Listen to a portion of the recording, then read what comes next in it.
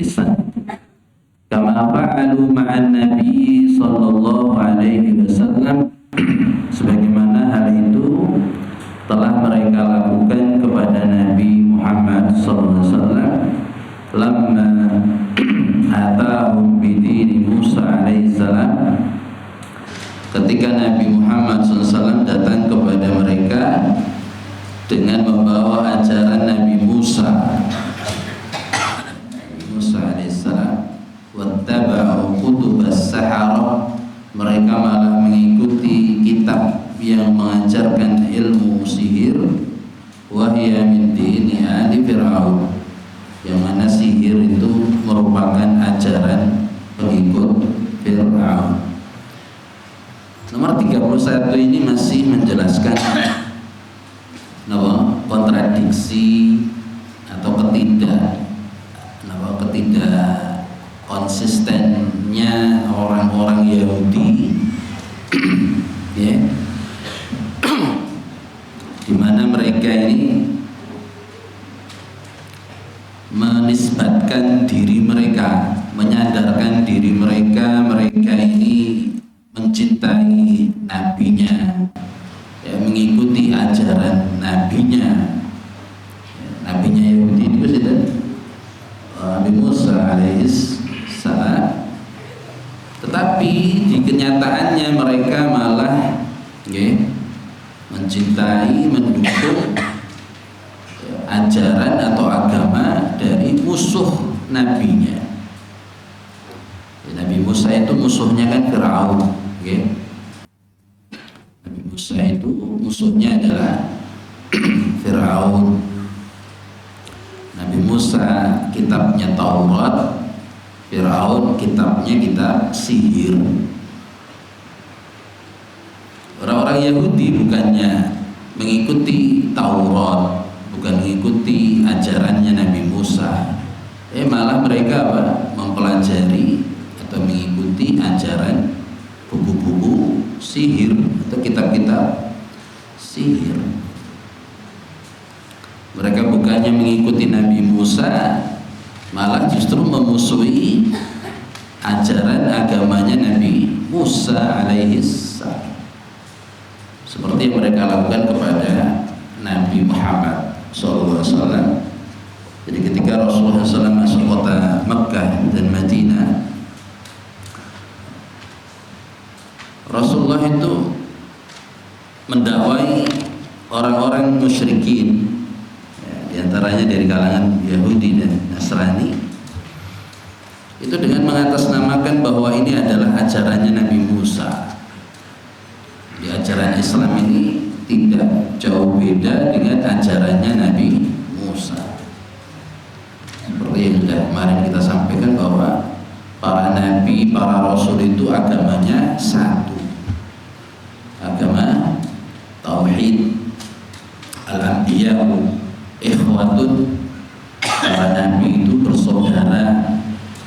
Wa dinuhum wahidun, agama mereka itu satu. Jadi agama Nabi Musa sama agamanya Nabi Muhammad SAW itu sama, yaitu agama tauhid. Yahudi mengaku pengikutnya Nabi Musa, ya, mendukung ajarannya Nabi Musa, tapi ketika Nabi Muhammad SAW diutus, malah orang Yahudi tidak konsisten, malah justru memusuhi Nabi kita Muhammad Sallallahu Alaihi Wasallam. Bahkan Nabi kita diperangi sama orang Yahudi, ya, Nabi kita diperangi oleh orang-orang Yahudi di perang Khaybar. Perang Khaybar itu kan Islam vs Yahudi. Khaybar itu benteng, ya, benteng orang Yahudi. Mereka mengkeras sekali permusuhannya kepada Islam, permusuhannya kepada Nabi Islam, Nabi Muhammad Sallallahu Alaihi Wasallam. Jadi nomor 31 ini menunjukkan orang Yahudi itu cuma di mulut saja, ya, pengakuan-pengakuan saja. Ya, di kenyataannya jauh, ya, jauh sekali dari apa yang mereka dakwakan, apa yang mereka aku-aku. Ini. Jadi umat Islam jangan seperti orang Yahudi yang tidak konsisten. Ajarannya apa, amalannya malah apa. Jadi amalan orang Islam harus dicocokkan, disesuaikan dengan apa? Ajaran Islam. Coba ajaran dewi.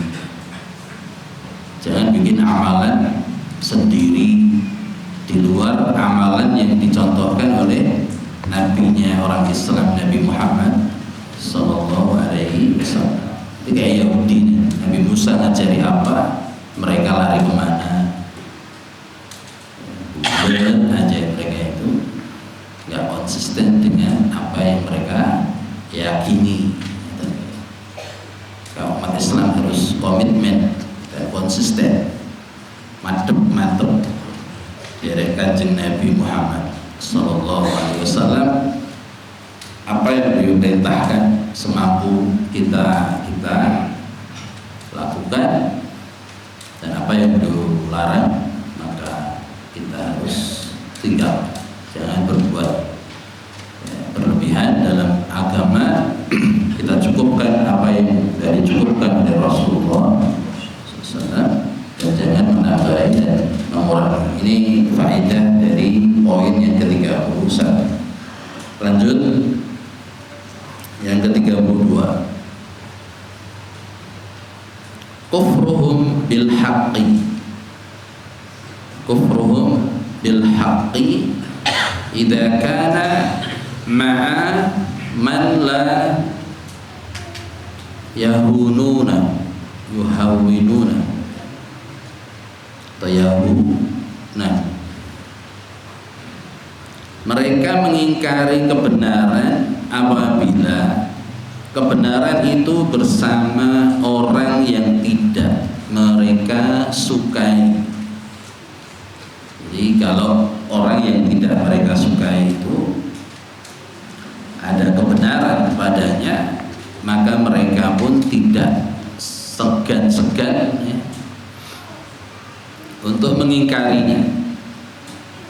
Jadi diukur kebenaran itu bukan kebenaran, tapi kebenaran itu sama orang Yahudi diukur dengan orangnya.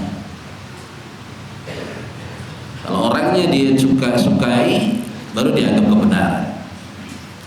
Kalau orang yang menyampaikan atau orang yang membawa itu orang-orang yang tidak mereka sukai, maka itu bukan kebenaran. Jadi mengukur kebenaran dengan seseorang, ya, itu adalah gaya atau modelnya orang Yahudi. Dijelaskan dalam Al-Quran surah Al-Baqarah ayat 113. Allah SWT berfirman, kama qala ta'ala, wa qalatil yahudu laysatin nasara ala syai', wa qalatin nasara laysatil yahudu ala syai'.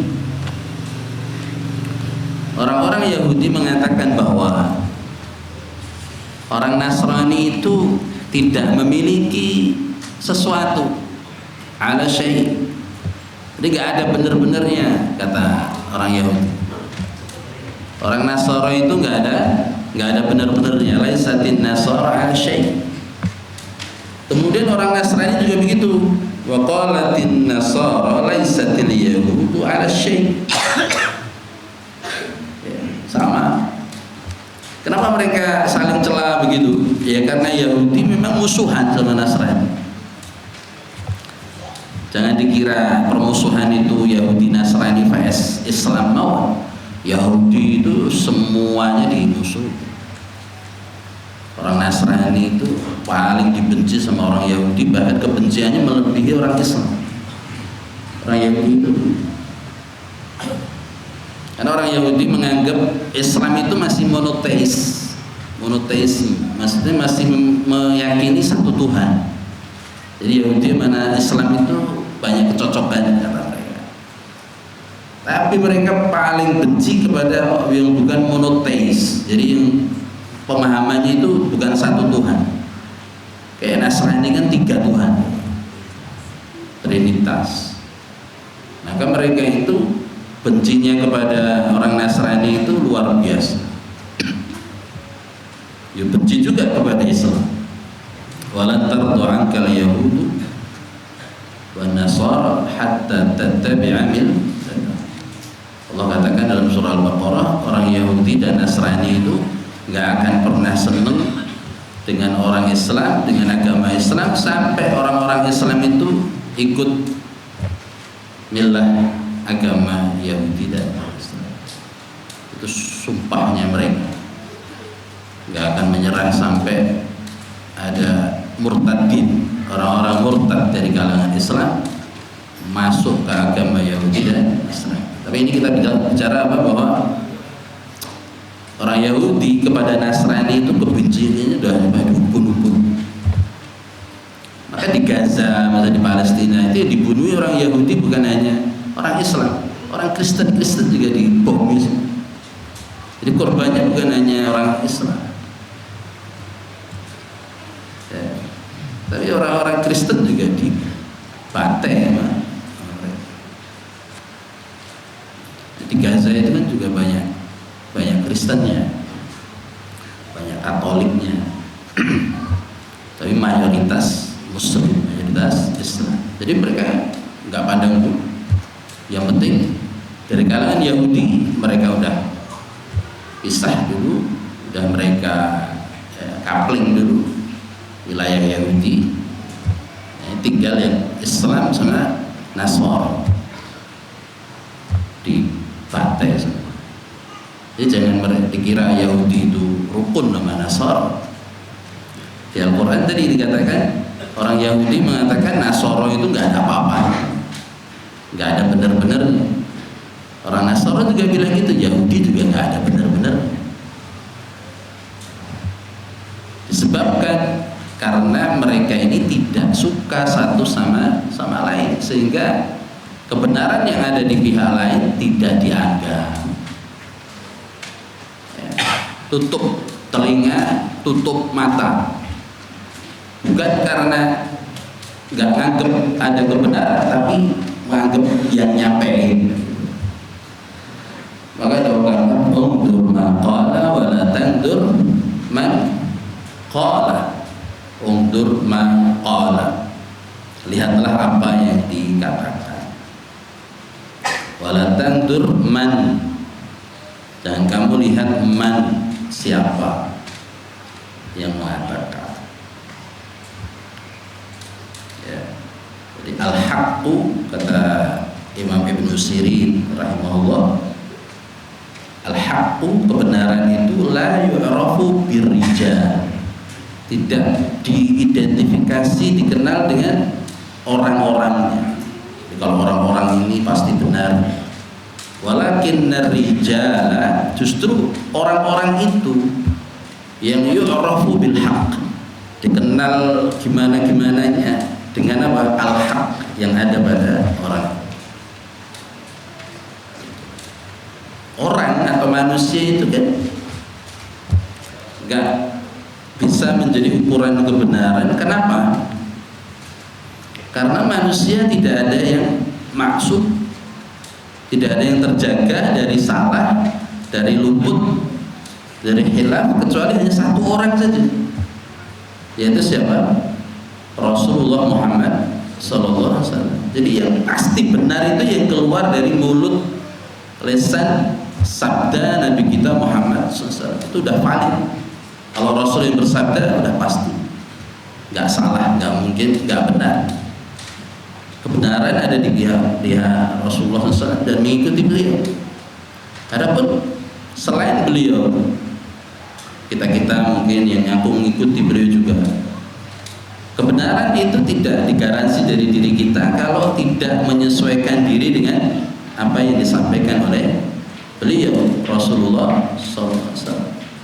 Kita upayakan kalau kita bicara agama itu, yang disampaikan itu udah pernah didahului oleh orang-orang soleh jangan pernah ngomong masalah agama kecuali ada salafnya, ada pendahulunya. Oh, ini udah pernah dikatakan, hukum ini udah pernah disampaikan dari Imam Ahmad misalnya, Imam Syafi'i, Imam Hanafi, Imam Maliki.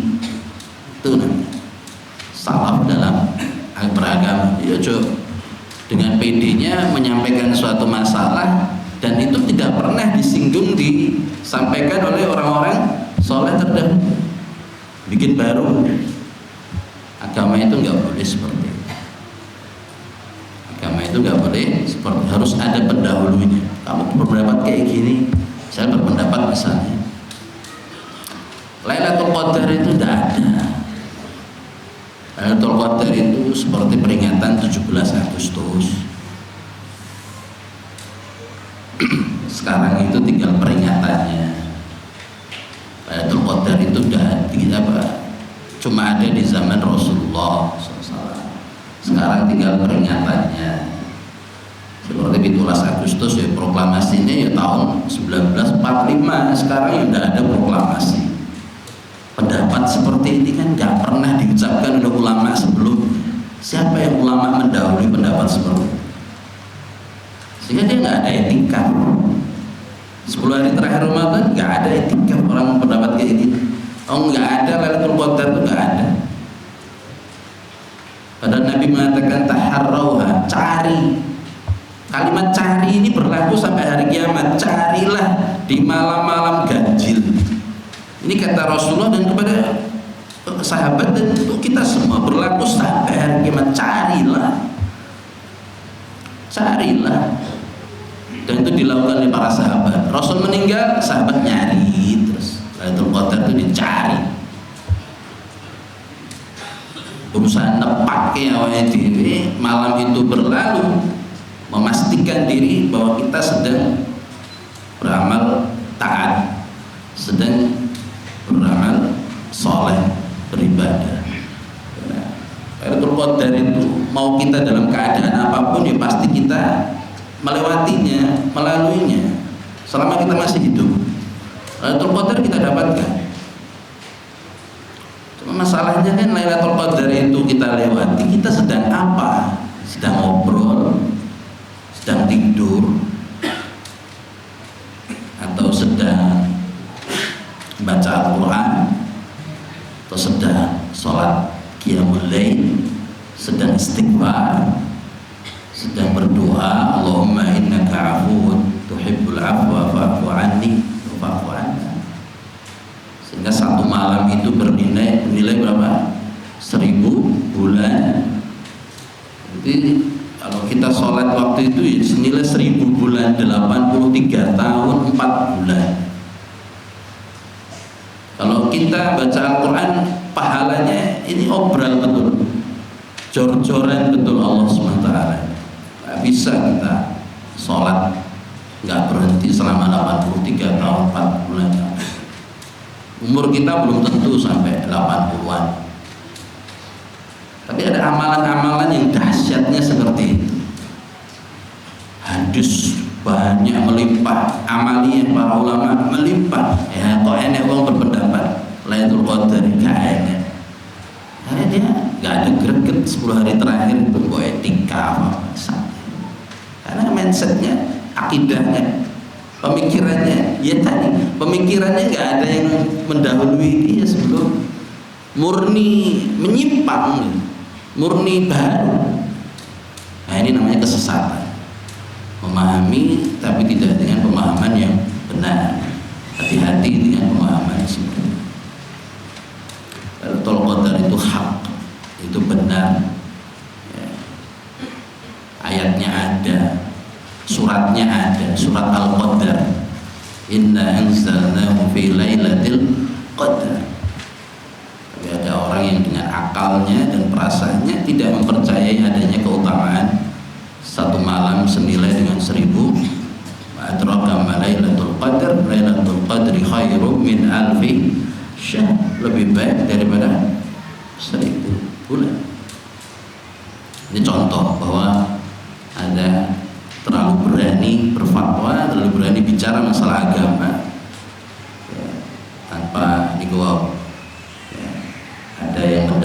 pentingnya dalam masalah agama tersebut dari kalangan para alim ulama.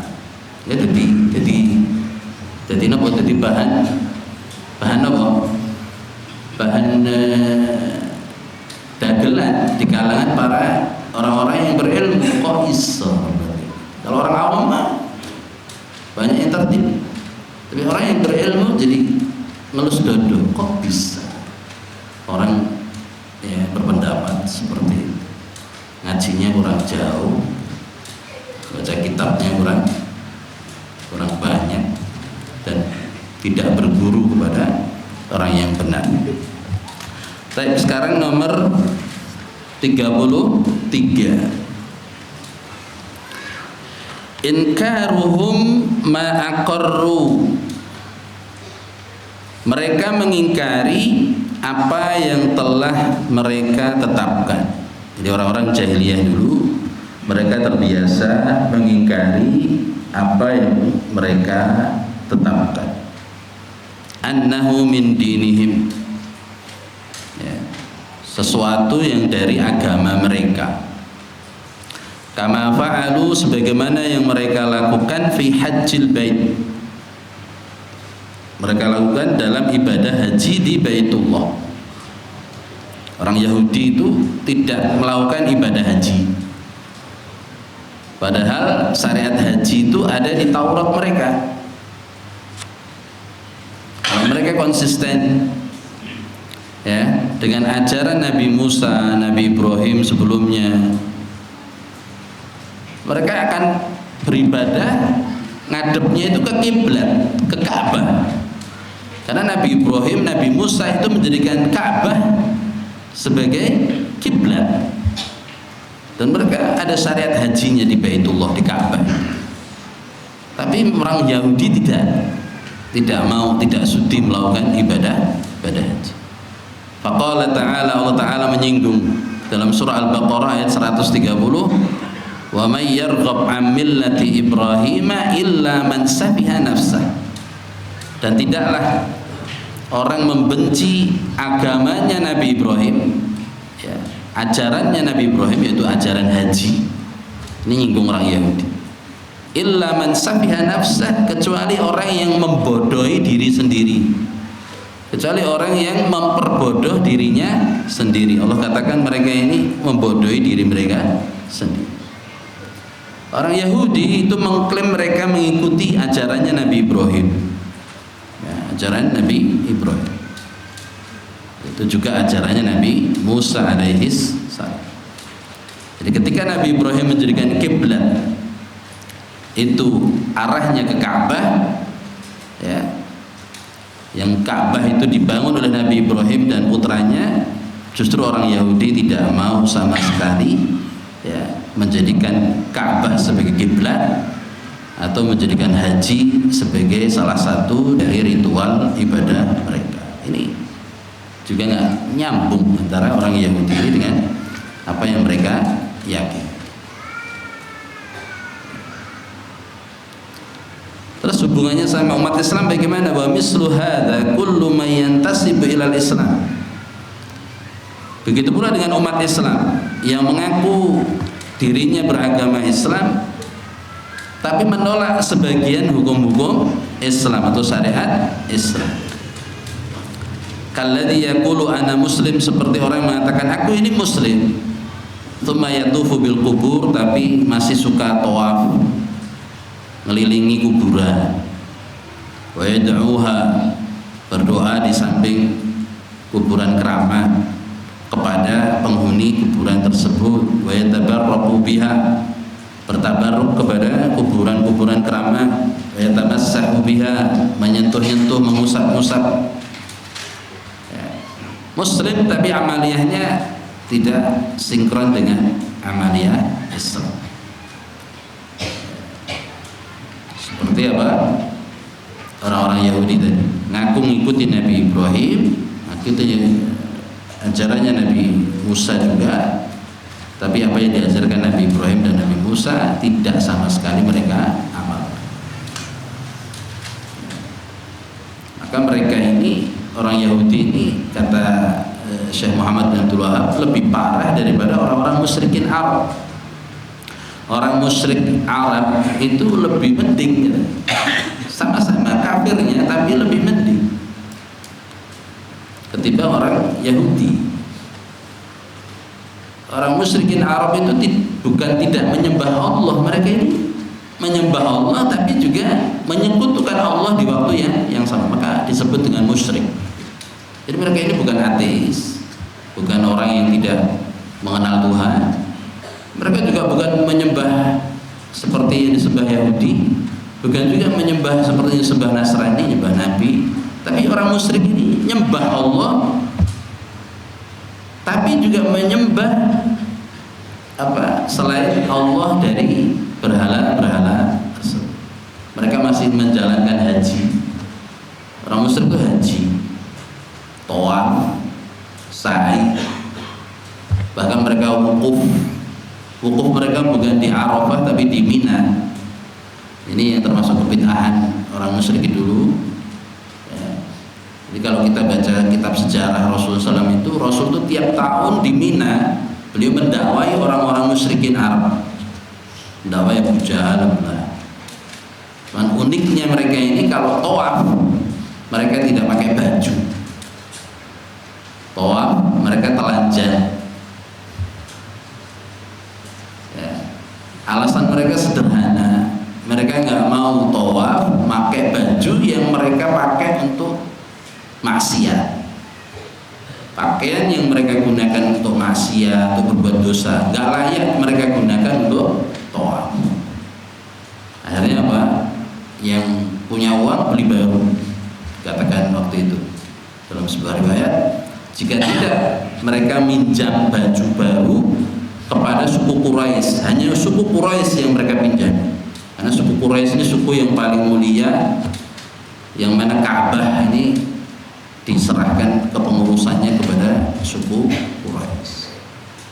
Ya, orang musyrikin masih menjalankan syariat-syariat Nabi dulu, tapi dicampur-campuri dengan bid'ah tadi. Bid'ah tadi apa? Di antaranya tadi apa tadi?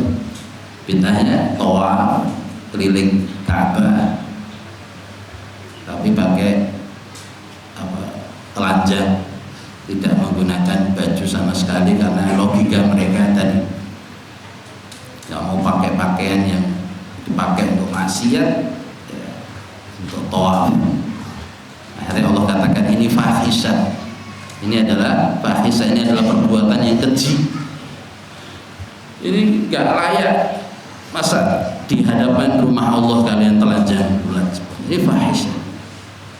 La taf'aluha, jangan kalian lakukan, kata Rasulullah SAW. Ini.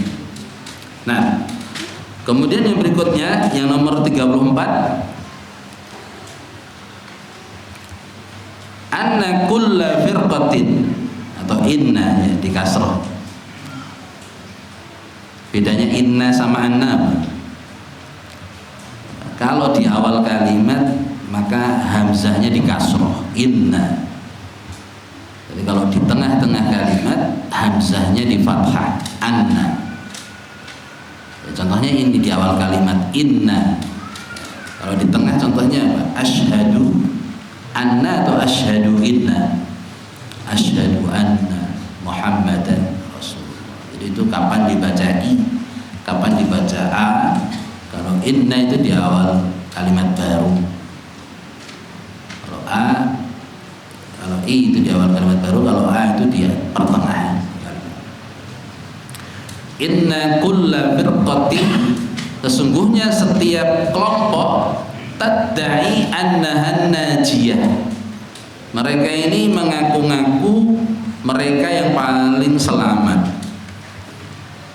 Fa'adzabahumullahu biqaulihi, maka Allah mendustakan mereka dengan firman-Nya, qul hatu burhanakum in kuntum shadiqin. Surah Al-Baqarah ayat 111. Katakanlah wahai Muhammad SAW, tunjukkanlah bukti kebenaranmu, tunjukkanlah bukti dalil-dalilmu, burhanmu, in kuntum shadiqin, jika kamu adalah orang yang benar. buktikan, disuruh mendatangkan. Jadi ketika orang Yahudi mengatakan bahwa kami ini pasti masuk surga, kami tidak akan masuk neraka, surga itu hanya punya kami. Dan surah Al-Baqarah ini 110, 111 kan bicarakan seperti itu. Nasrani juga bilang gitu, surga itu hanya punya kami, nggak ada yang bisa masuk surga selain kami. Allah bilang kepada Rasulullah SAW, nggak usah banyak ngomong, nggak usah banyak ngeklaim, mengaku-ngaku, tunjukkan bukti kalian. Qul hatu burhanakum in kuntum shadiqin, jika apa yang kalian yakini itu benar. Tsumma bayyana as-shawaba, lalu Allah SWT menjelaskan yang paling benar biqaulihi, dengan firman-Nya surah Al-Baqarah ayat selanjutnya, bala man aslama wajhahu wa huwa muhsinun falahu ajruhu 'inda rabbih wala khaufun 'alaihim wala hum yahzanun. Justru yang akan masuk surga itu siapa? Orang yang mengislamkan wajahnya, orang yang memasrahkan wajahnya, ya, pasrah kepada Allah lillah, wa huwa muhsin, dan dia dalam keadaan berbuat baik. Falahu ajruhu 'inda rabbih, maka pahalanya di sisi Allah Subhanahu wa taala. Wala khaufun 'alaihim wala hum yahzanun, mereka enggak perlu takut, enggak perlu khawatir. Di ayat 111 tadi bunyinya wa qalu la yadkhulul jannata illa man kana hudan aw nasara. Orang Yahudi dan Nasrani mengatakan enggak akan masuk surga kecuali Yahudi atau Nasrani. Jadi mereka membatasi, menyempitkan para penghuni surga itu ya hanya dari kalangan mereka. Jadi kalau ada orang Islam ya memiliki keyakinan seperti ini, menganggap saudaranya muslim yang lain tuh nggak bisa masuk surga, bahkan atau dikafirkan, maka dia ngikuti pola-pola atau model-model orang-orang jahiliyah zaman dahulu, terutama dari kalangan Yahudi dan Nasrani. Orang Islam itu sayang sama saudaranya muslim yang lain. Al-muslimu akhul muslim, saling berjuang, saling mengingatkan. Gak pengen yang baik itu cuma dirinya, gak pengen kalau masuk surga itu cuma sebagian. Surga itu seluas langit dan bumi. Wasari'u ila maghfiratin min rabbikum wa jannatin 'arduhas samawat wal ardh. Luasnya surga itu seluas langit dan bumi. Ombo banget. Bumi lapis 7, langit lapis 7. Itu seluas itu surganya Allah. Daya tampungnya banyak dan luas sekali. Tapi ya itu tadi, kita tahu surga Allah luasnya segitu, itu rugi banget kalau sampai kita itu nggak ada kaplingan di sana. Luasnya segitu kok awake dhewe gak iso dapat tempat secuil di sana. Nah itu kerugian yang paling merugi. Jadi berjuang bersama saudara-saudaranya muslim. Kalau salah saling mengingatkan, diingatkan tentang kajian, itu karena kita sayang sama saudara muslim. Jangan seperti Yahudi dan Nasrani, hanya kami aja yang masuk surga, yang lain enggak. Kita sesama muslim harus mengingatkan itu supaya menjadi ahli surga bersama-sama, ya. Tidak hanya bersahabat di dunia, tapi menjadi sahabat juga di surga. Tidak hanya bertetangga di dunia, tapi juga bertetangga di surga. Kalau orang Islam itu pasti masuk surga, pasti. Asalkan dia itu meninggal dalam keadaan Islam. Maka Allah pesan kepada kita, wala tamutunna illa wa antum muslimun, jangan kalian mati kecuali membawa Islammu. Di tafsirnya para ulama itu, dia tafsir Imam Qurtubi, karena apa? Islam ini menggaransi kita ini masuk surga. Ojo sampai batal Islamnya, digowo sampai mati, karena itu yang menggaransi, yang menyebabkan kita masuk surganya Allah SWT.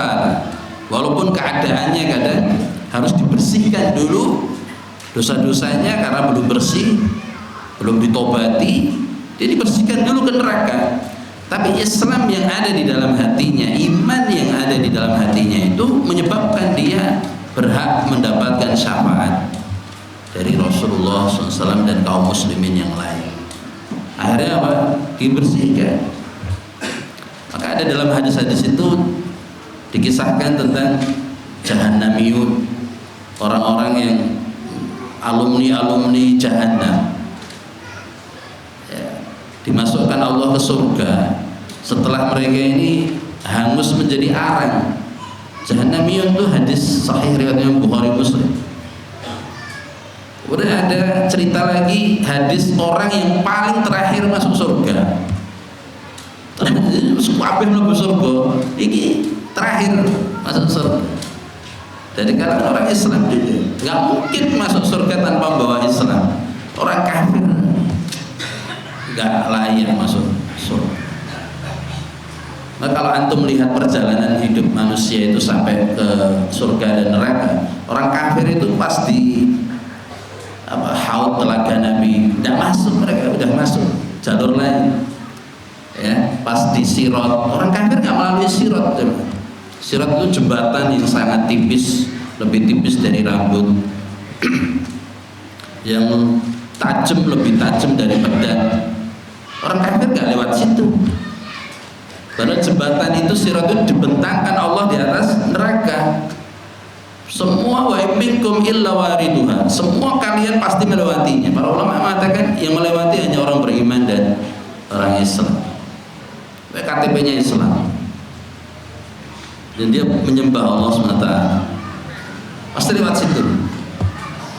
Walaupun nggak sholat bukan karena meninggalkan dengan sengaja. Ada orang kan nek kelingan ya sholat, nek lagi mood sholat, nek gak mood gak sholat, nek longgar sholat, nek sibuk gak sholat. Ini muslim tapi fasik, dia nggak dikafirkan. Ada nek wong sing gak mau sholat, enggak sama sekali mengingkari kewajiban sholat, nah ini baru dikatakan kafir. Semua lewat di jembatan situ. Tapi orang kafir langsung lewat nerakanya, nggak lewat jembatan tadi. Nah di ujung jembatan sana ada apa? Ada kentor, ada pelataran yang itu menuju surganya Allah Subhanahu wa ta'ala bagi siapapun yang berhasil melewati. Jadi jemaah sekalian rahimani wa rahimakumullah, yang ke-34 ini mengajarkan kepada kita umat Islam ya, supaya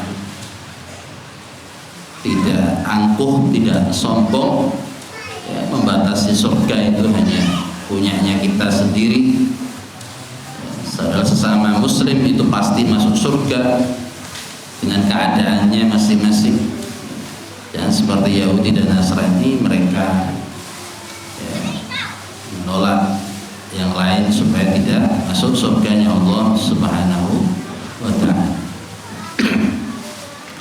Okay. Mungkin itu yang bisa kita kaji pada sore hari ini sampai poin yang ke-34.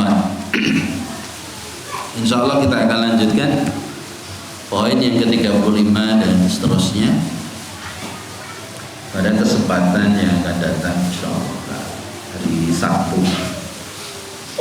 Sabtu jadwalnya nanti di masjid mana kita? Oh, Karanglo, oke. Masjid Al-Furqan Karanglo, Daud Pekong. Semoga kita bisa bertemu lagi di sana. Kita usahakan supaya rutin mengikuti kajian runtut dari awal sampai akhir supaya ilmunya itu nyambung dan putus-putus. Oke, sambil kita nunggu azan maghrib, jangan lupakan doa yang terbaik untuk keluarga kita, untuk saudara-saudara kita kaum muslimin. Ini adalah waktu yang mustajab, waktu-waktu kita berbuka. Saya mau nyampein tips berbuka puasa nih, mungkin sebagian belum tahu. Jadi kalau mau makan itu doanya tetap bismillah. Jadi bukan dhahabadomahu, bukan Allahumma lakasumtu, bismillah. Mau makan tuh bismillah.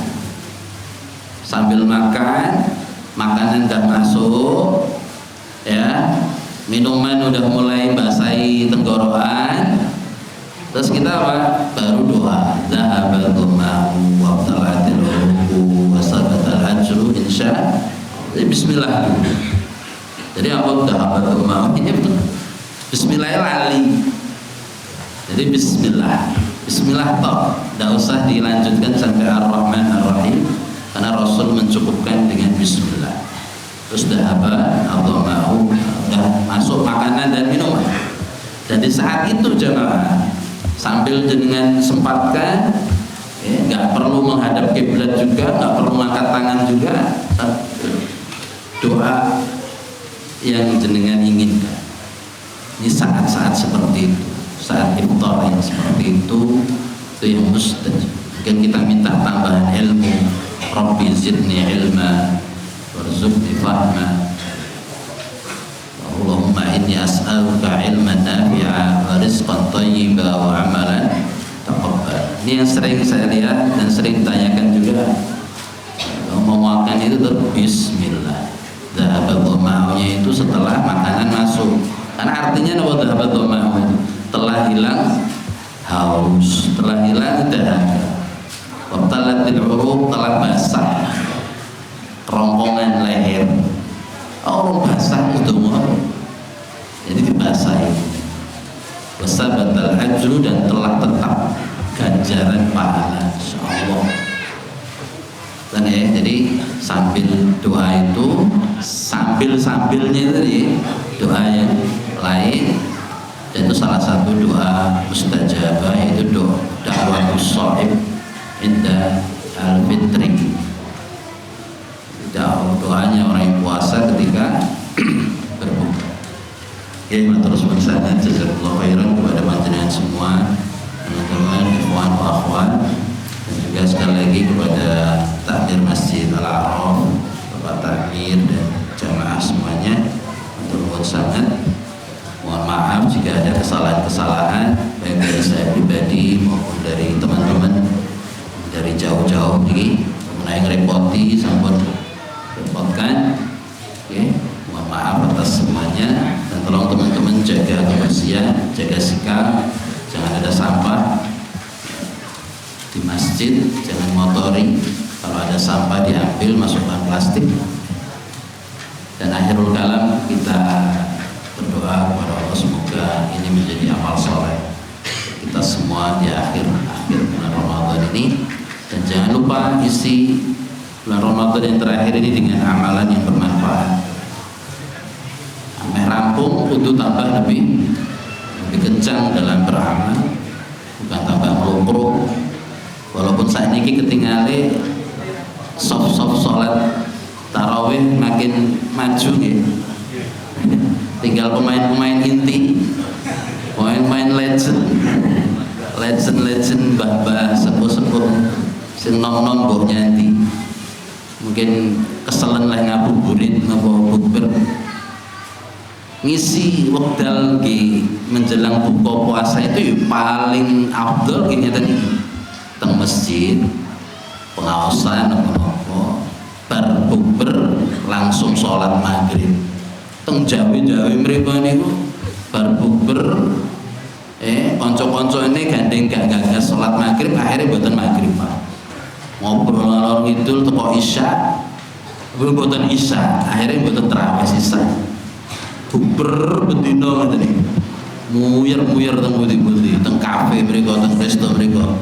itu banyak kerusakannya dan banyak, bukannya nggak boleh ya bukber teng resto teng pundi boleh, tapi sholat jamaah itu tetap nomor satu.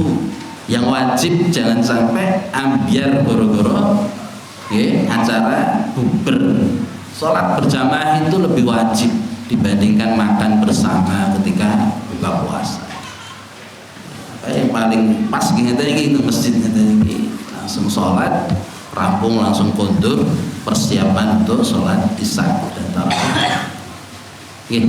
Kemudian itu yang sakit kita aturakan dan kaji bersama, semoga bermanfaat. Banyak salah, banyak hilaf, mohon dimaafkan.